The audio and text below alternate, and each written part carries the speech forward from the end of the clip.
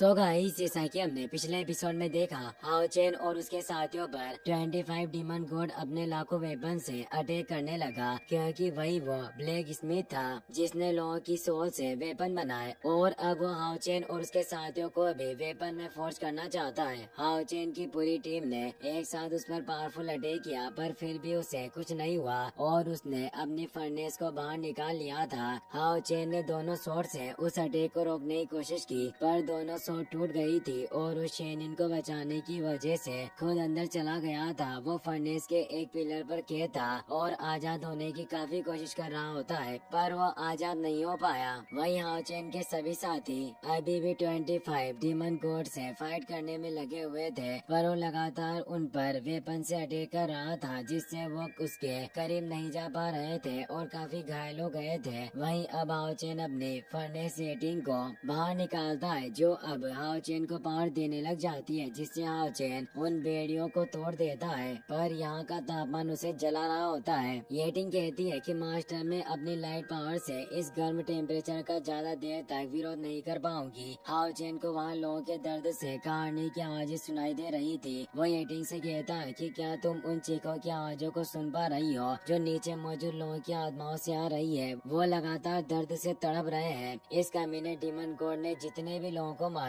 उन सभी की आत्माएं अभी भी इस जगह पर कैद है और तड़प रही है। येटिंग बोलती है कि मास्टर, अगर हम जल्द ही बाहर नहीं निकले तो शायद इस टेम्परेचर की वजह से हम भी हमेशा के लिए यहीं कैद हो जाएंगे। हाओ चेन कहता है कि वो 25 डीमन पिलर गॉड जरूर इन कैद आत्माओं की वजह से ही अपने वेपन को इतना स्ट्रॉन्ग बना पाया है, इसीलिए मुझे इन सभी को बचाना ही होगा। मैं इन्हें अब और दर्द में नहीं देख सकता। और वो अपनी लाइट पावर से उन सभी कैद आत्माओं को नीचे के दलदल से बाहर निकाल लेता है, जिससे वो सभी इंसान काफी खुश होते हैं। वो भी कभी युद्ध के दौरान 25 डीमन पिलर से लड़े होंगे, पर वो मारे गए। येटिंग हाओ चेन को बताती है कि इन सभी के आजाद होने से ये फर्नेस काफी अनस्टेबल हो जाएगी। आखिर हम इस जगह से कैसे बाहर निकलेंगे? हाओ चेन कहता है कि मुझे एक रास्ता पता चला है और अपनी दोनों टूटी हुई स्वॉर्ड को बाहर निकाल लेता है और उसे बताता है कि उस डीमन गॉड ने खुद ही कहा था कि गॉड का चुना हुआ व्यक्ति, यानी जिसने ट्रू अवेकनिंग को हासिल किया है, वो रेयर आर्टिफैक्ट को रिफाइन कर सकता है। इसीलिए वो मुझे बेस्ट मेल्टिंग पॉट की तरह इस्तेमाल करना चाहता था। इसीलिए मुझे लगता है कि अब मैं भी अपनी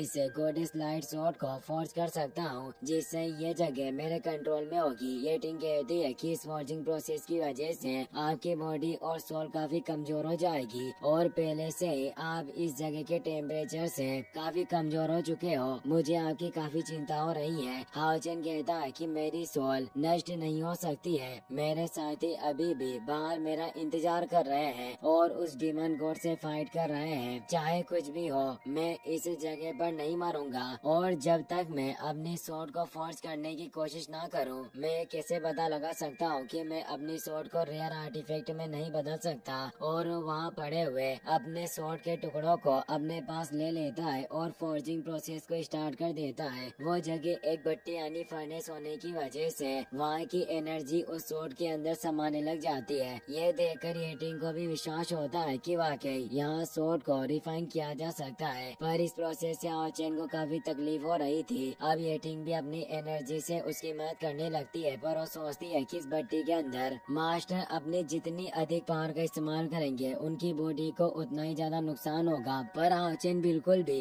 रुक नहीं रहा था। वो अपनी गॉडेस लाइट स्वॉर्ड से स्वॉर्ड ऑफ हिप्सिकोस यानी लाइट एंड रेन स्वॉर्ड को भी मिला रहा होता है, जिससे वो दोनों लाइट एंड रेन ड्रैगन भी उस फॉर्जिंग प्रोसेस में समाहित हो जाते हैं। हाओ चेन की बॉडी काफी कमजोर हो चुकी थी। येटिंग उसे कहती है कि मास्टर, आपका शरीर अपनी सीमा पर पहुंच गया है। अगर आपने इससे ज्यादा जोखिम उठाया तो आपका बचना काफी मुश्किल होगा। हमारे पास दूसरे तरीके भी हो सकते हैं जिससे हम यहाँ से बाहर निकल जाएं। पर हाओ चेन उसकी नहीं सुनता और अपनी पूरी पावर से उस स्वॉर्ड को फोर्स करने लगता है, जिससे वहाँ गॉडेस ऑफ लाइट का प्रोजेक्शन भी क्रिएट हो जाता है, यानी वो मीटेरोइड एनर्जी पूरी पावर का इस्तेमाल कर रहा था। इससे अब हाओ चेन की पूरी बॉडी फर्नेस के संपर्क में आ जाती है और वो एनर्जी उसकी बॉडी को जलाने लगती है। हाओ चेन को काफी दर्द हो रहा था। वो सभी आत्मा ये सब देख रहे होते हैं और वो कहते हैं कि यह वही है जिसने हमें इस लावा से मुक्त किया और हमारी आत्मा को मुक्ति दी, और अब ये फर्नेस से आर्टिफैक्ट को रिफाइन कर रहा है ताकि उस डीमन का खात्मा कर पाए। एक छोटा लड़का जो भी उस डीमन की वजह से मारा गया था वो ऊपर जाता है और हाओ चेन से कहता है कि सन ऑफ लाइट, आपने मेरा दर्द लिया और मुझे आजाद किया, इसीलिए आपका बहुत बहुत शुक्रिया।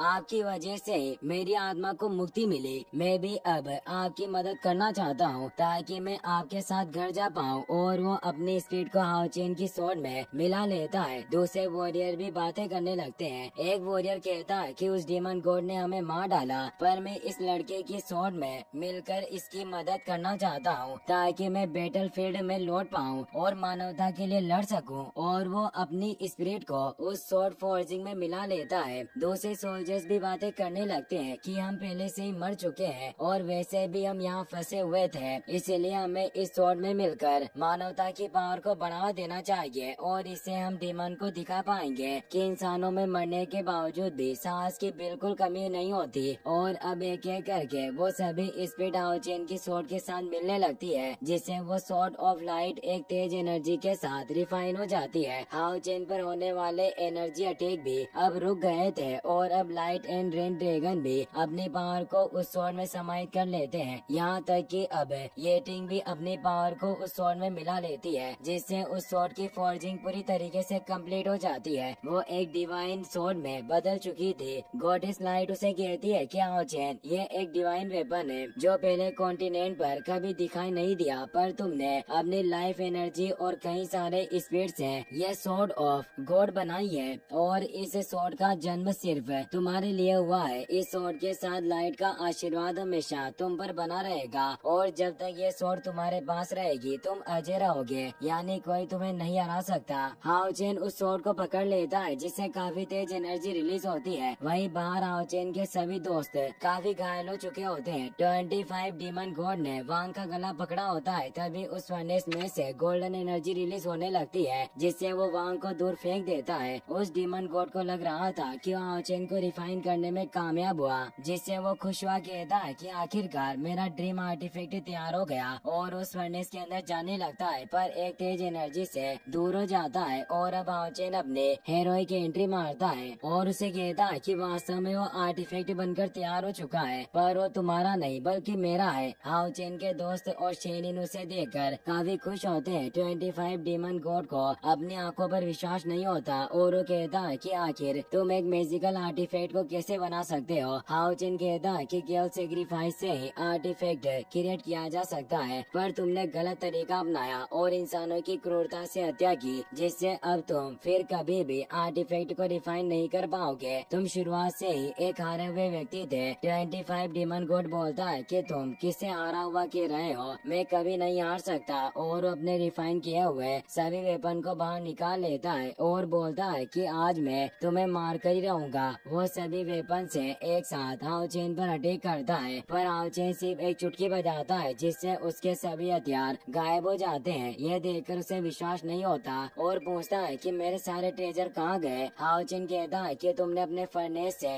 जितने भी ट्रेजर बनाए वो अब गायब हो चुके हैं, क्योंकि तुमने जिन आत्माओं को भट्टी में कैद किया वो अब खुद तुम्हें अपने हाथों से मारेगी। और अब हाओ चेन की स्वॉर्ड में मौजूद वो सभी आत्माएं उसके पीछे दिखाई देती है। डीमन गॉड गुस्से में अब आग बबूला हुआ अपनी बॉडी से तेज एनर्जी रिलीज करने लगता है। हाओ चेन कहता है कि अब तुम्हारा वक्त आ चुका है, अब केवल तुम्हारी मौत ही तुम्हारे मन को शांत कर सकती है। और अब वो अपने स्वॉर्ड स्लैश को एक्टिवेट करते हुए कहता है कि मैं तुम्हारी इस मौत को एक नई सुबह की तरह बुलाऊंगा, क्योंकि मेरी sword life and death creation की तरह है जो सभी लोगों को एक नई उम्मीद देगी। और वो उस स्लैश से उस पर अटैक करता है। 25 डीमन पिलर गॉड अपनी फुल पावर से उस अटैक को रोकने की कोशिश करता है, पर वो रोक नहीं पाता और उस स्लैश तेजी से उसकी तरफ बढ़ रहा था और वो उस स्लैश से पूरी तरीके से खत्म हो जाता है और वहाँ एक तेज स्पॉट होता है। हाओ चेन अपने साथियों के पास आता है और उनसे पूछता है कि क्या तुम सभी ठीक हो। वो सभी उसे देखकर काफी खुश हुए बताते हैं कि हम ठीक है। तभी लिन देखता है कि 25 डीमन पिलर का गॉड मर चुका है, जिससे उसका क्राउन नीचे आ गया था। हाओ हाओ चेन उसे पकड़ लेता है और तोड़ने लगता है, पर उस पर एक टेलीपोर्टेशन मैजिक एक्टिवेट था जिससे हाओ चेन वहाँ डीमन पैलेस में पहुँच जाता है। हाओ चेन को कुछ समझ नहीं आता कि आखिर ये जगह क्या है। तभी वहाँ एक डीमन बॉय 4 गार्ड के साथ आता है और कहता है कि मुझे यहाँ पर किसी बाहरी व्यक्ति के होने का एहसास हुआ। सैनी कहते हैं कि यहाँ आसपास कोई नहीं है, क्या आपका अंदाजा गलत तो नहीं? डीमन बॉय कहता है कि स्टार डीमन कोड गंभीर रूप से घायल है, इसीलिए हम कोई भी जोखिम मोल नहीं ले सकते। इसीलिए वो पूरी जगह को अच्छे से चेक करने लगते हैं। हाओ चेन एक पिलर के पीछे छिप गया था और ये सब सुन रहा होता है। वो सोचता है कि स्टार डीमन गॉड गंभीर रूप से घायल हो चुका है, जिससे निश्चित रूप से ये जगह स्टार डीमन गॉड का पैलेस होगी। तभी वो उस ग्राउंड पर देखता है कि उस पर स्टार डीमन गॉड का मार्क मौजूद है और अब हाओ चेन उस टेलीपोर्टेशन साइन का इस्तेमाल करता है